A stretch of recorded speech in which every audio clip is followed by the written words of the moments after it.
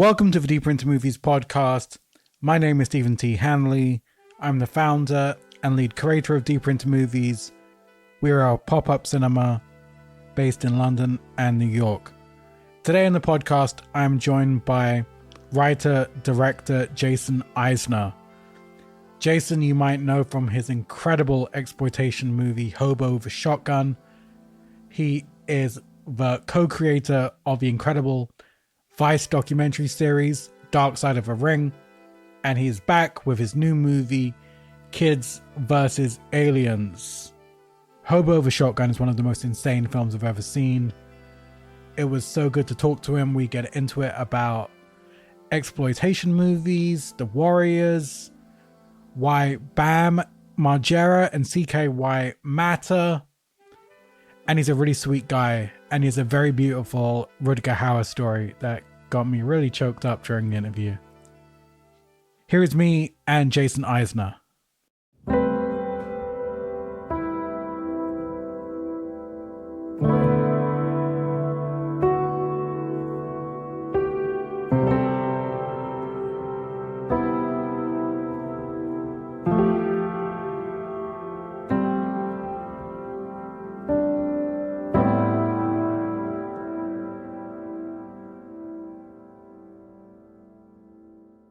That's a very intense background you got going on. Yeah, thank you. What have you got? Is that an arcade machine you've got behind you as well? It's a claw machine. The claw. Oh, I've wasted so much money on those things. Oh, yeah. Yeah, so what you got to do is you just, when you go catch one in the wild, you have a place to bring it, when you come home, and then you just keep catching them again for free. Oh my God, they've got, yeah, okay. That's an expensive habit. So what kind of teenager were you? What did you grow up? What were you into? I'm guessing a lot of it's on display in the film, but... Yeah, the film is very much inspired by my childhood. But when I was a kid, a teenager, I got into skateboarding, and I was skateboarding very heavily, which made me first pick up a video camera. I spent my summers working in construction, so I could buy my first video camera to film my friends and myself skateboarding. And then one of my buddies, who's still one of my best friends to this day, Jermaine Arsenault, we turned my parents' backyard shed into like a clubhouse, and we would sleep in there all summer. And he introduced me to movies like Return of the Living Dead and Evil Dead, which I never had seen before. And that we spent all summer just like devouring the horror and sci-fi action sections of our local video store. And I feel like that's like the moment, like that time period is what really like fueled my love and drive to become a filmmaker. Because when we weren't skateboarding, I would turn the camera on my friends and we would film short films. And I quickly kind of drifted away from skateboarding and just being behind the camera. And by the time I got into high school, I was trying to convince like every teacher to like let me make like turn a project into like a short film. And they saw me and my friends like running around the school making movies, so that by the time we got to the 12th grade, they actually created a film and video program for us. And yeah, I just spent every like off class, every lunch break, every day after school with the teacher who like taught me how to use iMovie at the time, because I was editing like from VCR to VCR, and he taught me how to use like iMovie. I remember, and that's my teenage years were like just filled with like I have so much of it on tape. I have like an archive of it on at home. Of my teenage years, because I always had a camera in my hand. Oh man, your school sounds amazing. I guess this is why Canada is such a nice place. Dude, it was incredible. I had this teacher named Brian O'Grady, who was the teacher of that film and video program, and he didn't know anything about making movies. He was just the art teacher at school, and I learned the most from him than anyone else like I've come across in my life. And he was probably one of the more inspirational people. That he really set me down a path, because he was the first person to like believe in me and see that like I had a talent And I've always wanted to give back like he did for us, because he was like one of those teachers. Like I remember in art class, like I don't know if you remember this, like if you'd see like a kid like drawing something like so offensive, like Yeah. just so the teacher would see it and just be mortified by it. And he would come across and see those pieces of art, and I would see him pick out like the best things in it, and he would leave a kid like with them like scratching their head, kind of thinking they were going to get a rise out of him, but he like left them like inspired, because he never enforced his own opinion on art like to us. He just tried to get into what we were into and try to get us to flourish by what we were inspired by. And what camera did you get? Was it one of mini DVs or was it before that? Yeah, it was like a JVC camera. It was like before the mini DV and maybe around the time of the high 8, but they were like these like thick tapes, and you had to put it into a VHS tape. Yes. And put it in order to like see what you shot. But that was the first camera I bought, and yeah. And then the next one after that, I think we had like some like high 8 cameras, and then I remember getting the DVX 100, the Panasonic DVX 100, right out of like I think it was in college, and that camera, it was like the workhorse of like indie backyard filmmaking, I feel like, of that era. I had the Sony PC 120, the ones that fit in your hand. Oh yeah, I've used those too. We could just sneak in anywhere and like, can we film here? No. Yeah. And then just come back the next day and just like, just go.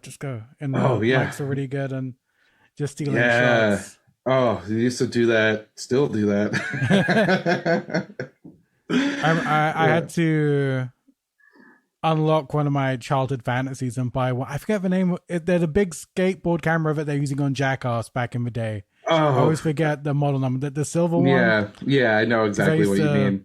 I should know what that's called. Bam Margera. I remember there's like a photo of Bam Margera where he had like his own like big Mac station, a camera, an iPod, and just and I was like, "Fuck this guy! I'm so jealous. Look at this setup." So I was like, "Oh, I know." Bam was a big inspiration on me growing up. I feel like that guy doesn't get maybe like enough credit for like people will say, yeah, like there's a lot of kids jumped into shopping carts because of him or whatever. But for me, it was like, because I love skateboarding and I was filming skate videos, but when I saw like the CKY video for the first time and him creating kind of like this new format of media that I hadn't seen before, I love the idea of like seeing all his friends and they were all like these characters. Like it was like a documentary, but with these like larger than life characters, and they were having so much fun.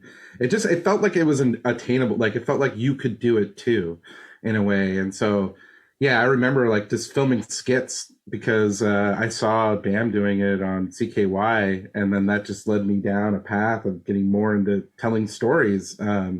Not so much pranks, but it just, I don't know, that it really like, I guess like in some ways my work still almost has kind of a feeling from those days. Like I try to keep it almost feeling loose and like a documentary kind of vibe. Yeah, I always say, looking back at Jackass, even seeing films, even seeing something on primetime MTV Sunday night that was shot on a piece of shit camera, or even just when they had like the random interludes where there was that spring cold door stopper, and it was just 1 minute of that being snapped back and forth, just a weird almost ambient moment of a show.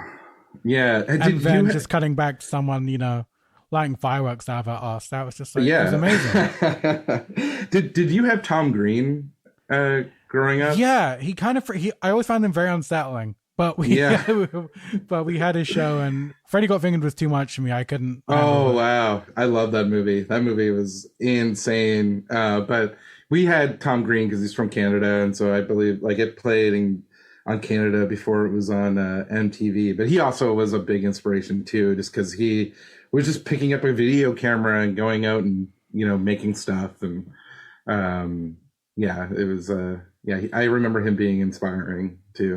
I think it was only when I started fucking around with DV cameras, and then you realize how orchestrating these stunts is one thing. Wrangling all your friends together to get them on set is a miracle always. Yes.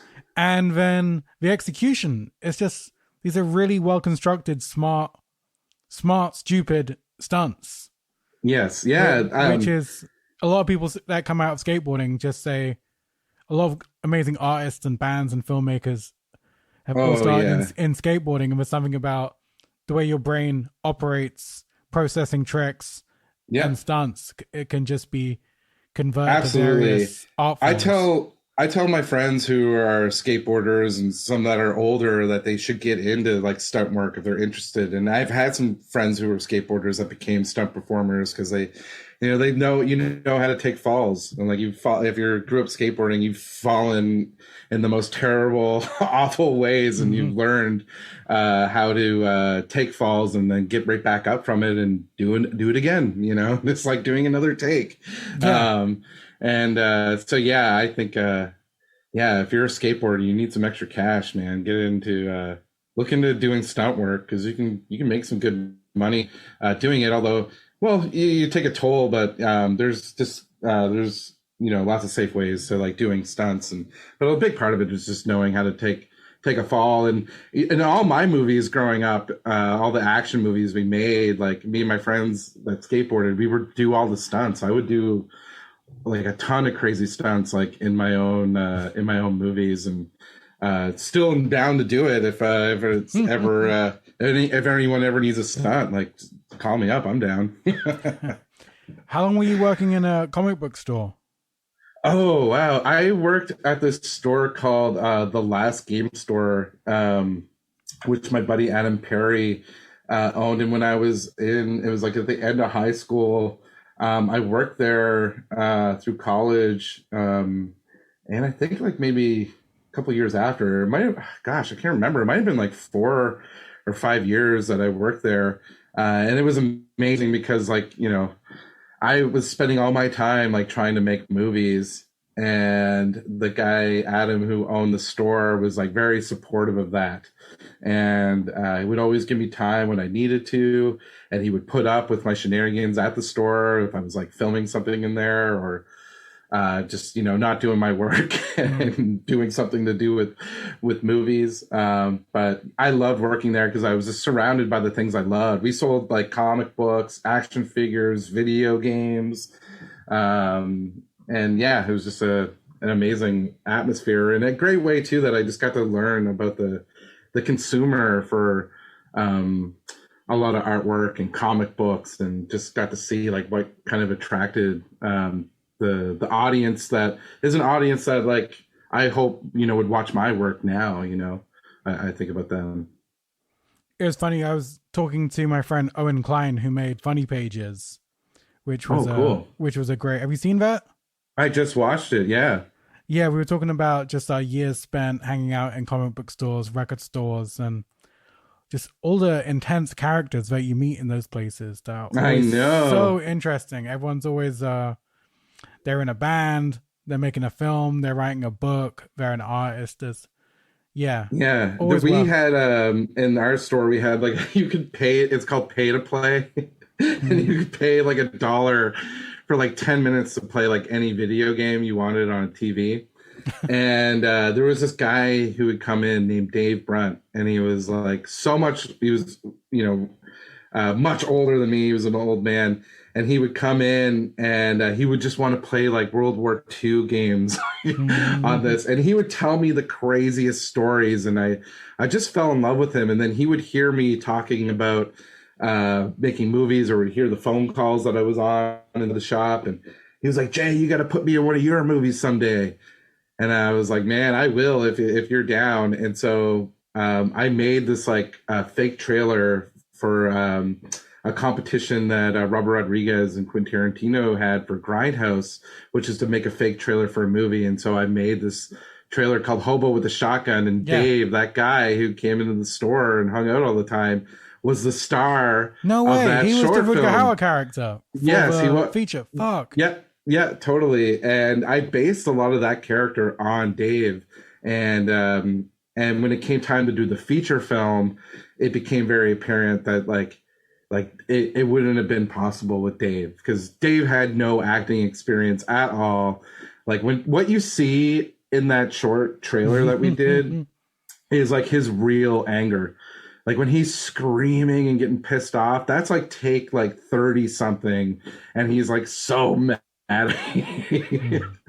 But it's like that's what it like the performance became, got like what I was looking for.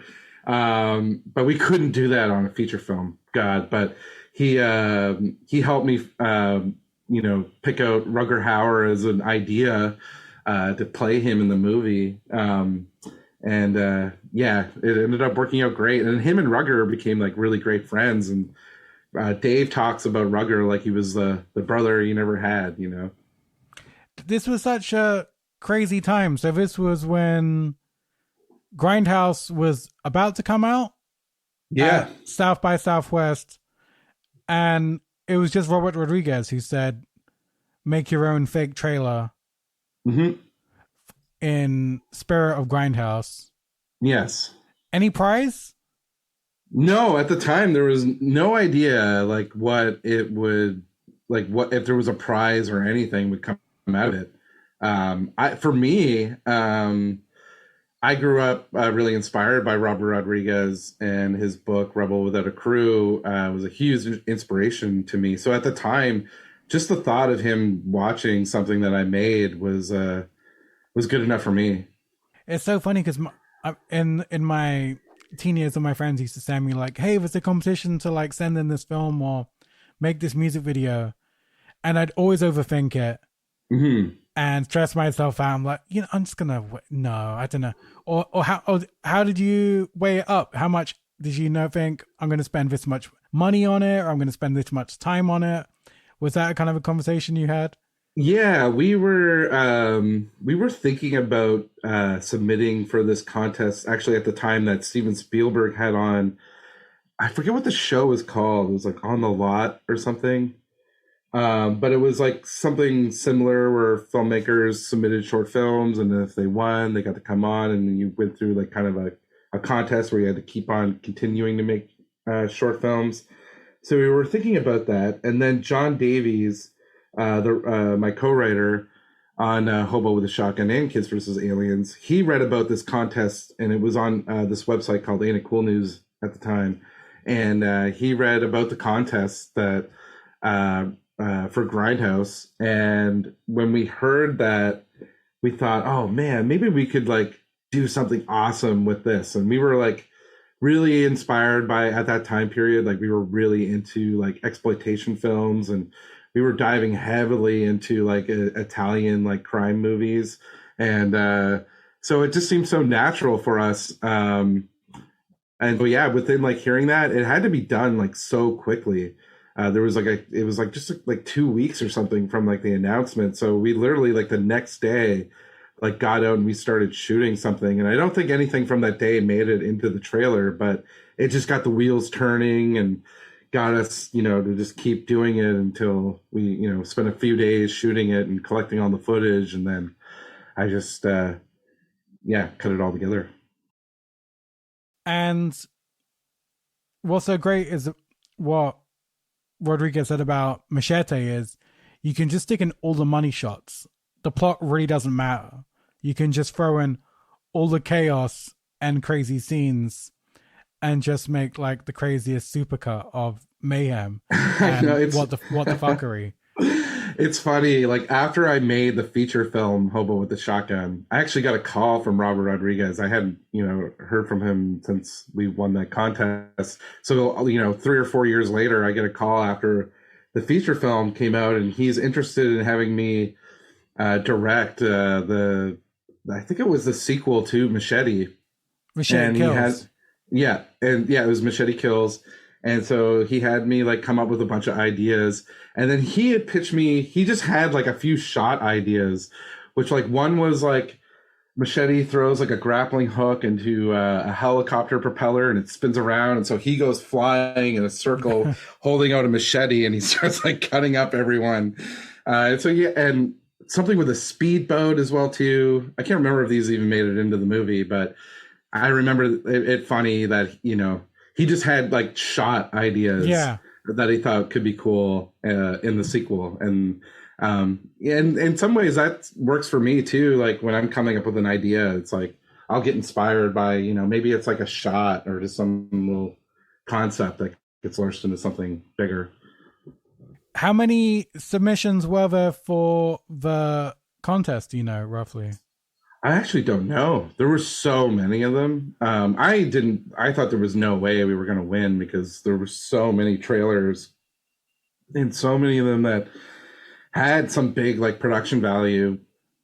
Um, but yeah, I was like totally surprised because there was so much talent out there. Yeah. How did you find out?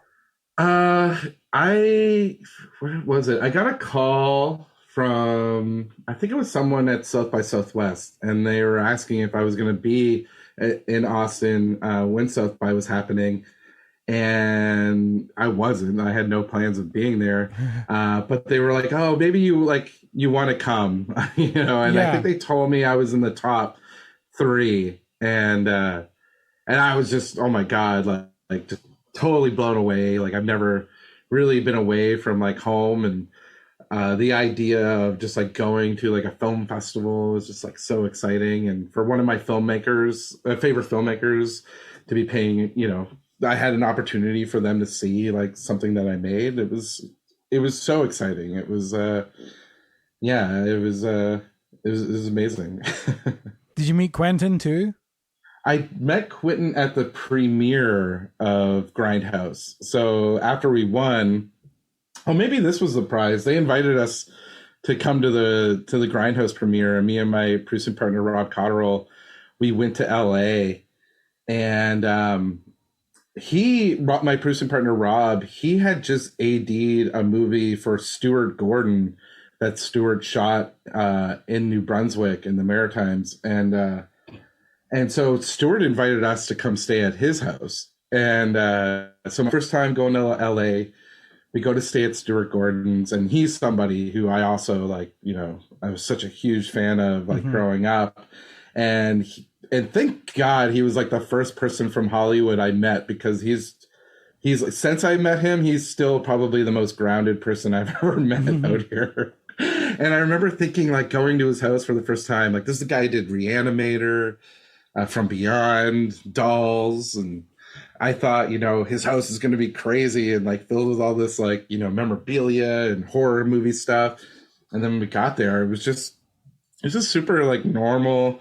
There wasn't even like anything to do with the genre like around the house. Eventually he pulled out some of the dolls like out of the closet, and Rob and I like stayed, and their daughter was like off to college, and we stayed in their bedroom, and they just had like clippings from magazines like all over the walls. It just reminded me of my home, and there was something just awesome about that, because it made me feel like I don't know, it just made me like this so comfortable. And he took us around Hollywood, and we took him to the Grindhouse premiere, and we were at the party. I think it was like the after party, and Stuart was like, "Oh, do you want to meet Quentin?" And we're like, wow. Sure. And so Stuart just like took us right up to Quentin, and Quentin had a lot of respect for Stuart, so he was really gracious and was super nice to us. And he, I think I like told him I was gonna like try and make the movie into a feature, and he was like, "That's awesome, man! Like, good luck," So yeah, it was cool.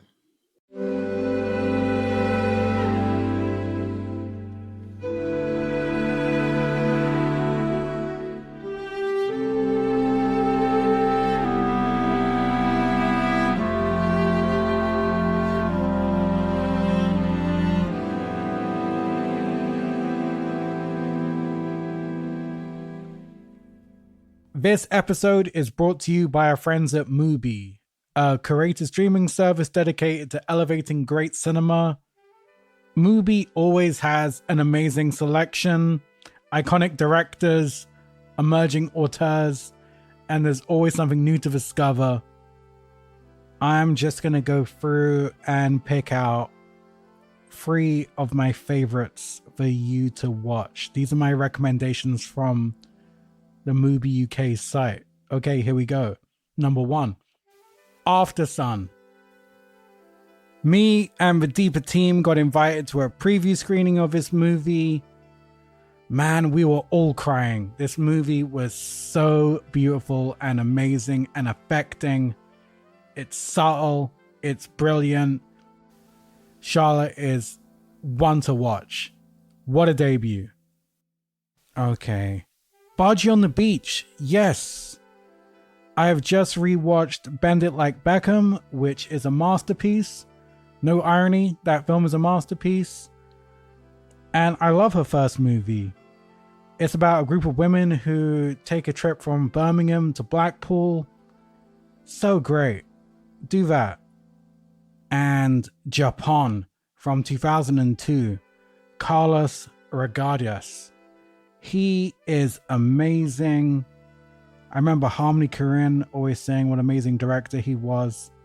Japan was his debut that caused a lot of controversy and a lot of acclaim. He followed it up with Battle in Heaven, which was amazing, and Silent Night, which has one of the most amazing opening sequences ever. But let's start at the beginning and go with Japan. And thirdly, Shopping from 94 with Jude Law and Sadie Frost, about a young couple who go around joyriding, stealing cars, and if I remember rightly, they just crash the cars right into shopping centers and just loot everything and steal, and they're always listening to rave music. Man, this was a great movie to watch when I was a teenager, and my life was nothing like this. Do that. There we go. After Sun, Bargy on the Beach, Shopping. That is a random list. I love it. And you can try Mubi for 30 days for free. Just go to mubi.com/deeper into movies. That's mubi.com/deeper into movies for a whole month of great cinema free.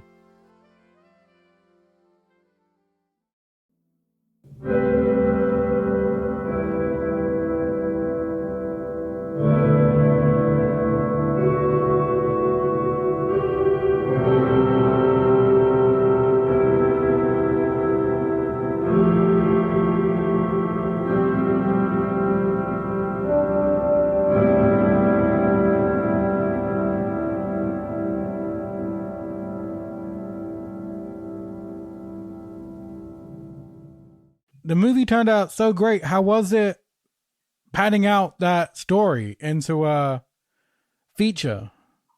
Yeah, well, it took like 3 years from the trailer to getting like the feature made, and it was quite the process.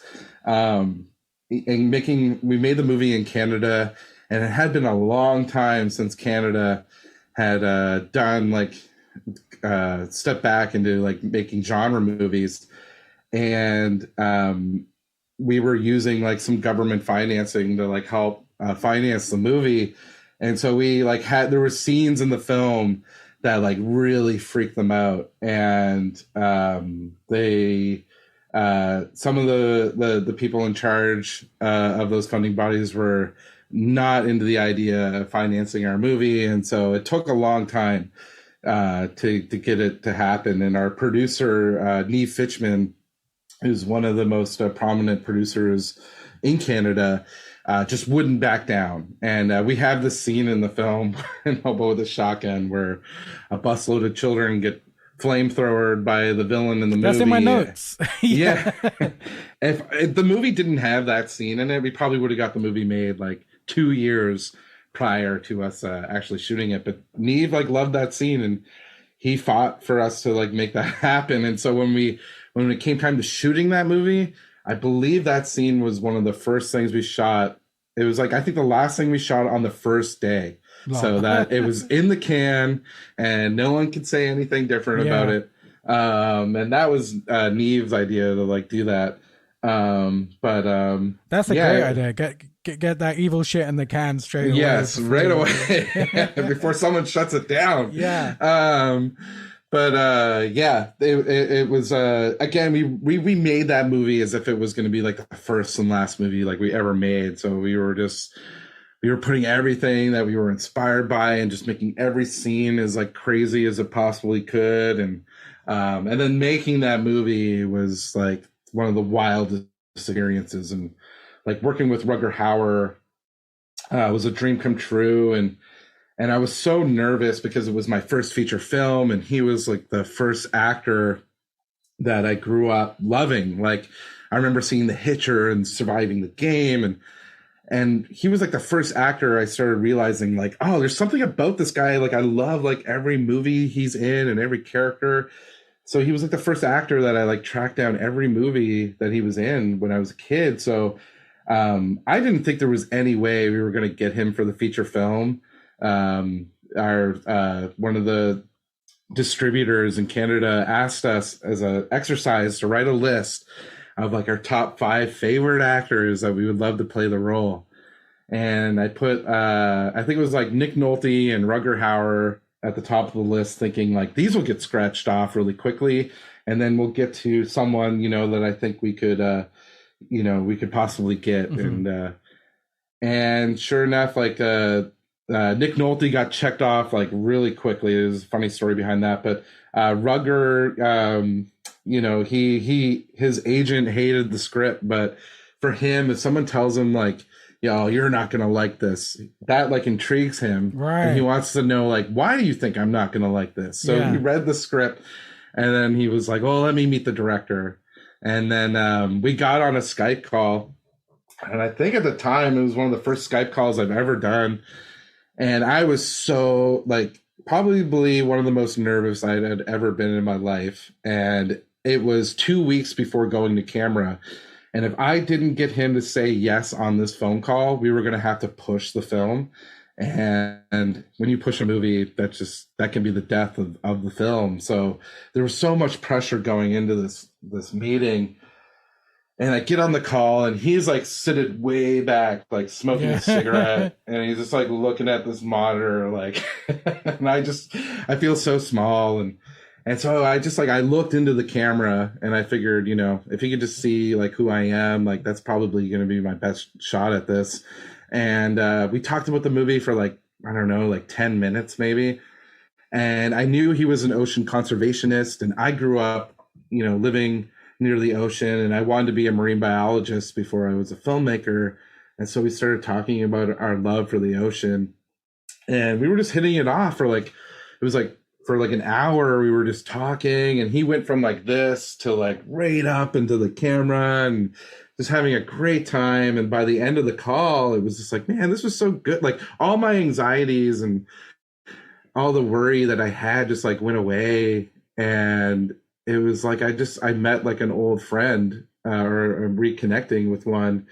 And at the end, it was just like, oh, this was so awesome. Like, it was so awesome to meet you. And we were like, yeah, we'll talk to you later. And then my producer and the cinematographer were eavesdropping on the door, and they busted in like right after the call.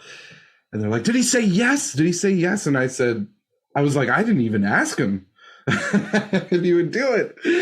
And we were like, oh my God. And then sure enough, like, I think it was like a half an hour later, they called production and said that he was going to do the movie. Oh my God, that's incredible. Yeah. So it was so insane. I remember on the last day of shooting with him, I asked him, I was like, Rugger, like, what made you decide to come and do this? Like, what was it about that phone call? And he's like, Jay, I gotta be honest with you. Like, I got on it to like kind of like, you know, scope you out, but I was like really prepared to like tell you like to respectfully like decline to do it. But then once we just connected, he just felt like he felt the connection with me, and he said there was just something telling me in my gut that I had to like come make this movie with you. And he always like goes by his gut, and right. And so yeah, it worked out. It like, because we had the time of our lives, and he had so much fun. It was like a license for him to act like a kid again and kind of get into the youthful spirit of like making a movie with a bunch of kids who were, we're so passionate and we're just fighting hard every day. And so I think he thrived on that, which was cool. When I was rewatching both your movies, your crazy color scheme carried over to Kids versus Aliens that you had in Hobo. Where did that come from? You've got a great use of color. Oh, thank you. Almost like a Giallo inspired. Well, it's so insane in Hobo. Every scene almost has its own crazy neon light going on, but it kind of carried over. Yeah, to Kids.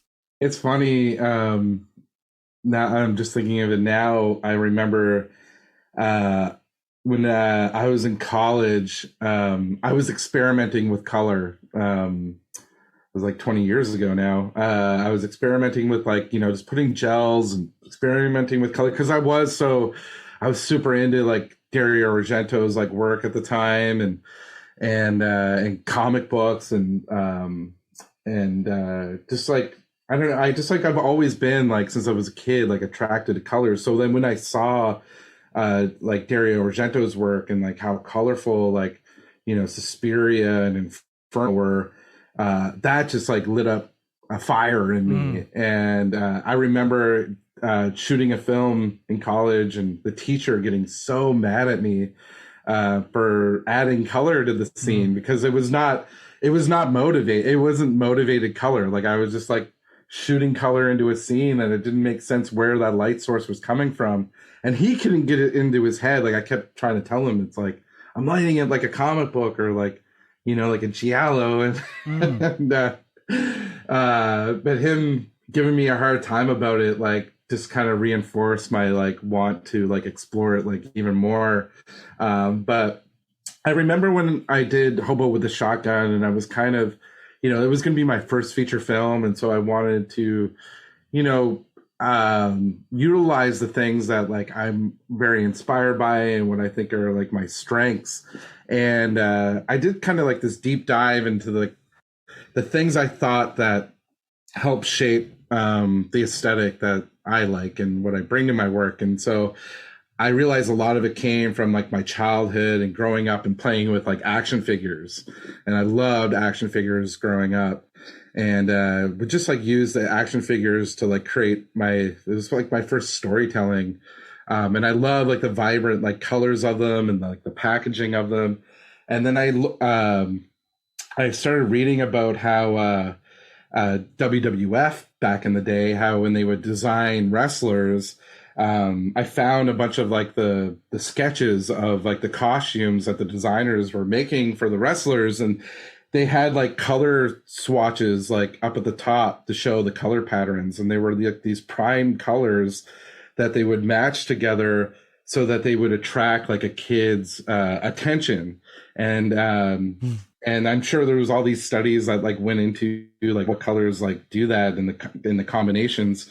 But I just thought that was so cool, and I wanted to bring that mentality to my work. So when I work with like the production designer and the costume designers, like I'm showing them like this kind of method or like the things that, that I grew up loving or had an effect on me. Let's look at the artists that made those things and how they did it. Because of its effect on me, I would hope, that I could translate it into my own work and then have an effect on, other like-minded people or kids that, see my work and get inspired by the look of it. What kids' movies were you watching for inspiration before you started shooting? Was there anything you went back to? For Kids versus Aliens? Yes. Yeah, for Kids versus Aliens, I was mostly inspired by the toy lines from my childhood, like Masters of the Universe and Teenage Mutant Ninja Turtles, but then also like my childhood fears of aliens and being abducted by aliens. But halfway through production, I had a moment where we could have like a pizza party over at my house, and we had the kids and their parents from the movie come over, and we got a bunch of pizzas, and I showed them Monster Squad, which they had never even heard about. And everyone knows the Goonies, and they all had seen the Goonies. Yeah. but I was like, oh, like the Monster Squad is kind of a spiritual thing that we're trying to do. Like at the time when Monster Squad came out, it was the edgier like kids movie, and the kids like were swearing in it and going up against things that were a little more scary than they would have been, say, in like the Isn't there Goonies. some full frontal nudity in Monster Squad as well? I don't believe there's any nudity in it. Maybe my teenage brain projected that. My bad. That's okay. You're probably thinking the scene when the boys are like spying on the sister. Yes. Yeah. Yeah. Okay. Yeah, there's all these like shenanigans in it that is very similar to the spirit of what we were trying to do. And the kids loved the movie. Great. They were super into it, and the parents loved it too. And I think it kind of helped the parents be a little more at ease about the, all the swearing in our movie, because they could see like how charming I came across in something like the Monster Squad. And then there's one of my favorite kids movies of all time is this Canadian movie from Quebec. The French title, I think, is Le Guerre de Tuc, and it the dog who stopped the war. And it's about like kids on Christmas break creating two fractions and playing war. And one of the sides builds this epic, the most amazing snow fort like ever caught in cinema. And the kids have this like epic battle, but something tragic like happens in it that has like real world like consequences. And the drama of that movie, amongst a movie that's so silly and high concept, like the dramatic parts of it are like so true. That's always been an inspiration for me too. And I love the aliens in the movie. You went fully old school X-Files classic, this is how an alien looks vibe, which is a really cool move. How did you land on that? Thanks. Well, when I was a kid, I've always been like, since I was a kid, terrified of the idea of being abducted by aliens. Where I'm from in Nova Scotia, it's like a hotbed of like supernatural and paranormal mysteries, and it's always been part of the culture for hundreds and hundreds of years. But there's this great story you can look up where a UFO crashed in the southern point of Nova Scotia in this harbor called Shag Harbor. If you just look up Shag Harbor UFO crash, you'll find all this stuff and documentaries about it. But it happened in 1967. And the opening in my movie kind of pays tribute to this story, where in the real story, a bunch of fishermen, they saw this like light like fall into the ocean. And so they raced over with their fishing boats thinking maybe they could find survivors from a plane crash. But when they got there, there was no plane debris, but there was just this glow coming from like the depths. And they got like all freaked out. And there's all these like rumors as to like what had happened. And I had a family member who was working in the Navy, and he had told me all the rumors and stories that he heard about it. And as a kid, that made it feel so real. It was like something happening in my backyard. I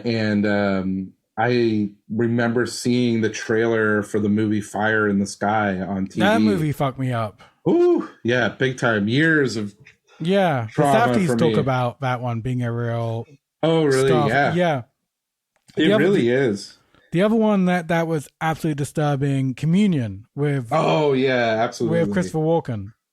Yeah, someone should maybe make a documentary about the audience's trauma from Fire in the Sky, because it's one of the few movies I always hear for people being one of the most traumatic film watching like experiences. And for me, because the trailer on TV said based on a true story, that really affected me, because I remember at that time period my parents trying to convince me there's no such thing as ghosts and aliens, but then the TV is telling me right after the news there's a trailer where you're seeing glimpses of this guy getting abducted, and it's like based on a true story. I remember like asking my parents about it like so much, like how can this be true, but it made me like go to the library and get every book I could on aliens and alien abductions. I was like the same age as the kids in the movie. I was like in the 7th, 6th grade. And the pictures of like the tall gray aliens always resonated with me. And I think also too because I grew up like with sleep paralysis, where I would see, like, if you know what that is, it's like you're like kind of halfway between awake and in a dream state, and I would see these dark figures come into my room and like, pin me down, and I would be like frozen in fear. And I, for years growing up, I had no idea like what that was, and I thought maybe it was aliens, and I was being Did I attacked by read aliens. right? That was something. I don't know if I read it or did I see it in a show or on a podcast. They were talking about that's a part of your brain that isn't awake or isn't activated, which causes the one of the worst feelings I've ever experienced. There's a documentary about it called The Nightmare, and it's one of the scariest documentaries you'll ever see. And they reenact the experience of what it's like. And when I saw that movie at the Chattanooga Film Festival for the first time, and I was sitting in the theater like crying because it was like finally I was hearing people explain like this, terrifying experience that I also experienced, And for years growing up, like I couldn't relate to anyone because I had no idea. And before the internet, I had no idea like what it was. So like the idea of like bipedal humanoid figures like always like freaked me out. So yeah, to me, like that's just been the most terrifying version of an alien is like the one that's not too far off from being a human form. I've got about time for one more question. And I saw on your Instagram, was it Streets of Rage? You said, I need to make this movie. Yeah. I just want to put that out into the world. You're a perfect fit for that. Thank you so much. I think so too. I did take a meeting on it. So hopefully they like what I had to say, but you never know. I've taken meetings on other dream projects that, I never got, but I made a movie. When was it now? It was in 2005. I made like a feature film. It never got finished. Maybe if I did Streets of Rage, I would finish this movie to put it on the DVD. But it was called Streets of Domination. And it was a very similar to the vibe of Streets of Rage. Because I love like gang movies, and The Warriors is my favorite movie of all time. And, I would love nothing but to, kind of do my own sort of like version of, because The Warriors inspired beat 'em up video games. Like you wouldn't have like Double Dragon or Streets of Rage without there being The Warriors. So who's your favorite gang in The Warriors? Yeah. Oh, the Baseball Furies for sure. Yeah. When I first saw them, there was, again, it's like one of those design things with like all the different colors that they had for the makeup. Like when I saw, like I remember, like when I was, the first time I saw that movie, I was in a grocery store lineup, and those like spinner racks, like next to where you check your groceries out. There were just like these DVDs on there, and I'm looking at the Warriors DVD, and this guy in front of me, this old man, is like, "You ever see the Warriors?" I was like, "No," and he took it off the rack and he threw it into my grocery pile. And he's like, "You're watching it tonight," and that was when I was in college, and it was during a time period where like I was questioning whether or not I like wanted to continue down this path of becoming a filmmaker, because it seemed like there were so many sacrifices you had to make. But then when I watched The Warriors, I thought like if a movie can be this cool, then this is worth fighting for. Like if I could just do something like that just even once in my life, it would all be worth it. Because I love that movie so much, and I can safely say that that is my one favorite movie, because it embodies everything I love about cinema, and it had such a personal effect on me. That's a beautiful note to end on. But we should let people know to watch the original theatrical cut. Yes, absolutely. Not the goddamn God. All respect to Walter Hill, but what the fuck? That was. I know. But I just finally got the Blu-ray that has like all Imprint? the cuts. Did Imprint do it? Imprint one. Yeah. Yes. Yeah. It's so beautiful. Thank God they did it, because I was buying the DVDs like up until 2 years ago, just because I was afraid that this is the only way the original version is going to live like forever. But thank God they got that original cut on Blu-ray. Yeah, praise be. Well, this is great. I can't wait to see what you do next. Yeah. I love Dark Side of a Ring. Also, Thank you. all you wrestler fans should check that out as well. Yeah, hell yeah. Cool, buddy. Thank you so much. Keep up the great work. Yeah, we'll do. Thank you. You take care. Cheers, buddy.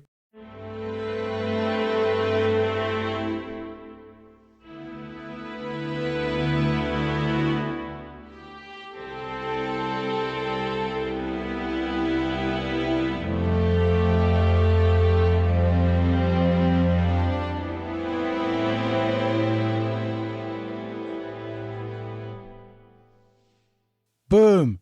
That was me and Jason Eisener. Go watch Fire in the Sky and The Warriors and make sure it's not that bad director's cut. Make sure it's the theatrical cut. I think you can find DVDs of original cut for a few pound/dollars on Amazon and eBay. Okay, that's it from me. Thanks for listening. Thanks to Joshua Eustace, aka Telephone Tel Aviv, for our beautiful music. And you guys for listening. I'll speak to you soon.